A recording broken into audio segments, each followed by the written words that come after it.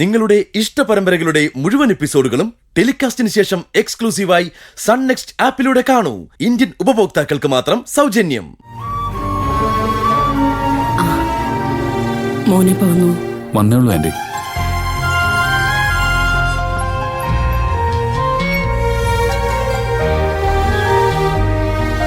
ഭാവന, നിന്നെ കൊണ്ടുപോകാനും ഞാൻ വന്നത്. അമ്മയ്ക്ക് നിന്നെ ഒന്ന് കാണണമെന്ന് പറഞ്ഞു. ഉടനെ മടങ്ങി വരാം. ഞാൻ ഇങ്ങോട്ട് വരുന്നില്ല സൂര്യ. ഭാവന, അമ്മ വീട്ടിലല്ല, ഹോസ്പിറ്റലില്ല. എവിടെയാണെങ്കിലും ഞാൻ വരുന്നില്ല. ആന്റി എന്തിനാ എന്നെ വിളിക്കുന്നതെന്ന് എനിക്കറിയാം. ഭാവന, അമ്മയ്ക്കിപ്പോ അസുഖം അല്പം സീരിയസാ. ഡോക്ടർ കൈ ഒഴിഞ്ഞ മട്ട. ഇനി മെഡിസിൻ മാത്രമേ അഭയമുള്ളൂ. എന്താ പറയേണ്ടത്? ചെല്ല, മോളെ ജയക്ക് നിന്നെ കാണണമെന്ന് പറഞ്ഞാൽ നീ ഉറപ്പായിട്ടും പോണം. സൂര്യ, എന്നെ നിർബന്ധിക്കരുത് പ്ലീസ്. എന്താ ഭാവന, എന്തിനാ നീ ഇങ്ങനെ വാശി കാണിക്കുന്നേ? അമ്മയ്ക്ക് നിന്നെ ഒന്ന് കാണണമെന്നല്ലേ പറഞ്ഞുള്ളൂ. നീ ഒന്ന് വന്ന് കണ്ടാൽ എന്താ? ആകാശം ഇടിഞ്ഞു വീഴോ? എന്നെ ഇങ്ങനെ അവോയ്ഡ് ചെയ്യാൻ മാത്രം എന്ത് തെറ്റാ ഞാൻ ചെയ്തത്? നിന്നെ എന്നെക്കാൾ കൂടുതൽ സ്നേഹിച്ചതോ? സൂര്യ സമാധാനപ്പെട്ട് അവള് വരും. ഇല്ല സേതുവേട്ടാ, ഇവള് വരില്ല. ആരോടും പറയാതെ എന്തൊക്കെയോ ഇവിടെ മനസ്സിൽ കൊണ്ട് നടക്കുക. അതെന്തായാലും നല്ലതിനല്ലെന്ന് മാത്രം ചിന്തിച്ചാ മതി. ചേച്ചി ചെല്ലു ചേച്ചി, വെറുതെ സൂര്യേട്ടനെ വിഷമിപ്പിക്കാതെ. നോക്ക് ഭാവന, അമ്മ നിന്നോട് വന്ന് സംസാരിച്ച കാര്യമൊന്നും ഞാൻ ചോദിക്കുന്നില്ല.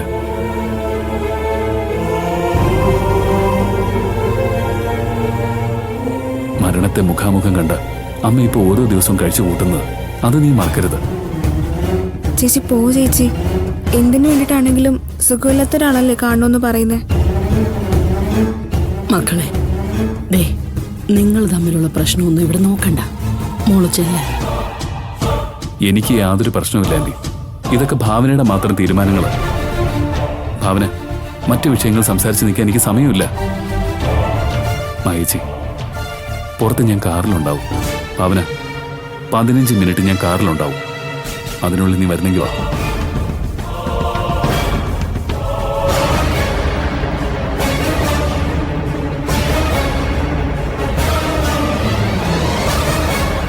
ഞാൻ താലി കെട്ടിയ പെണ്ണായിട്ടല്ല ക്ഷണിക്കുന്നത്, എൻ്റെ ആ പഴയ കൂട്ടുകാരിയായിട്ടാ.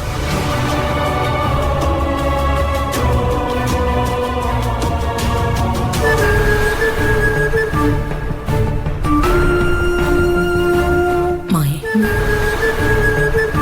ഇവളെ മുറിയിലേക്ക് കൊണ്ടുപോ.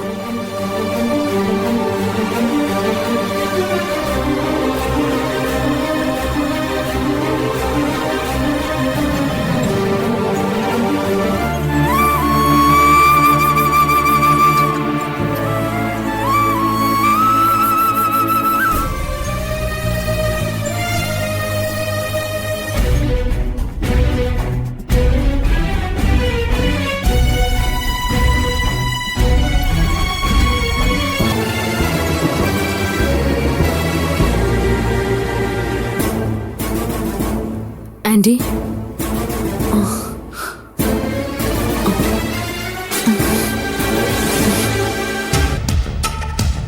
ഞാൻ കരുതി നീ വരില്ലെന്ന്. അതെങ്ങനെയാ ആന്റി? ആന്റി എന്നെ കാണണമെന്ന് പറഞ്ഞാ ഞാൻ വരാതിരിക്കുന്നത്? സൂര്യ, എനിക്ക് ഭാവനയോട് മാത്രം സംസാരിക്കണം.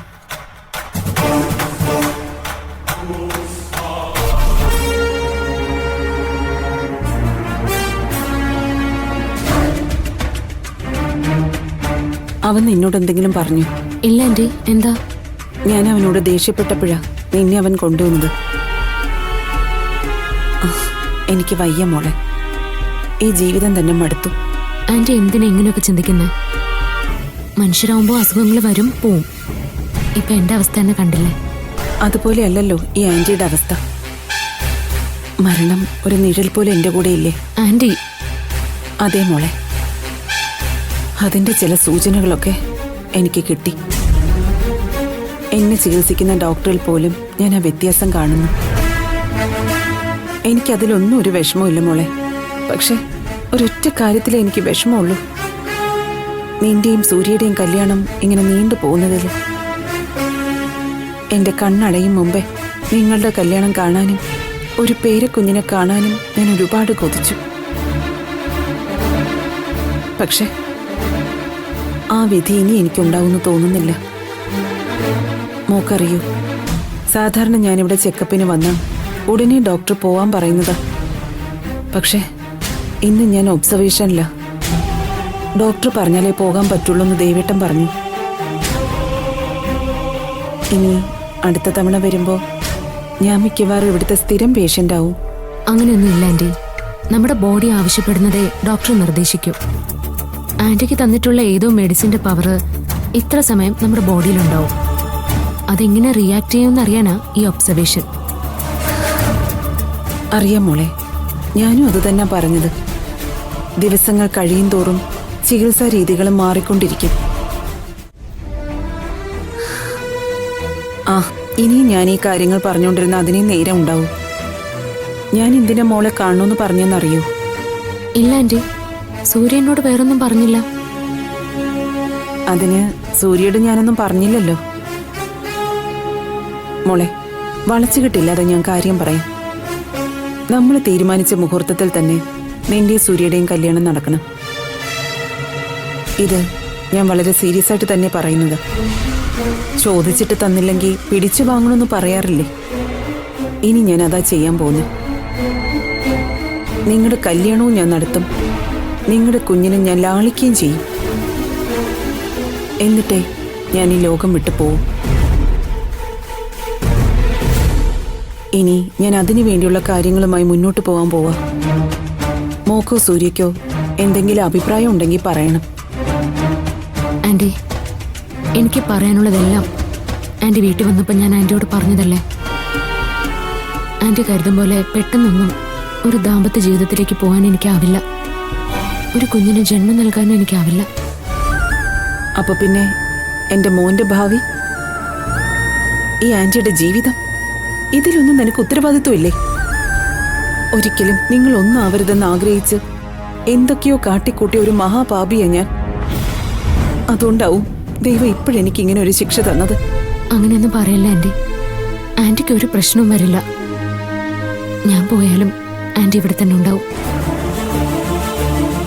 ഈ വീൽ ചെയറിൽ നിന്ന് എണീക്കാതെ ഞാൻ ഇനിയൊരു ജീവിതത്തെക്കുറിച്ച് ചിന്തിക്കില്ല. എന്റെ ഭാരം ഞാൻ തന്നെ ചുമന്നോളാം. അവിടെ ഇനി ആരെയും കരുവാക്കാൻ ഞാൻ ആഗ്രഹിക്കുന്നില്ല. അപ്പോ സൂര്യ ഇനി നിന്റെ ആരുമല്ലേ? ഇത്രയും നാളും അവൻ നിനക്ക് വേണ്ടി കാത്തിരുന്നതൊക്കെ വെറുതെയാണോ? ആന്റി, സൂര്യക്കൊരു ജീവിതമുണ്ട്. അത് അവനിപ്പം മനസ്സിലാകാത്തതുകൊണ്ടാ. ജീവിതം എന്താണെന്നും കുടുംബം എന്താണെന്നും സൂര്യ ഇനിയെങ്കിലും മനസ്സിലാക്കണം. ഇപ്പൊ എനിക്കൊരു കാര്യം മനസ്സിലായി. നിന്റെ മനസ്സിൽ ഇപ്പൊ വേറെ എന്തൊക്കെയോ ആണ്. സൂര്യയുടെ ഓർമ്മ പോലും അവശേഷിക്കുന്നില്ല.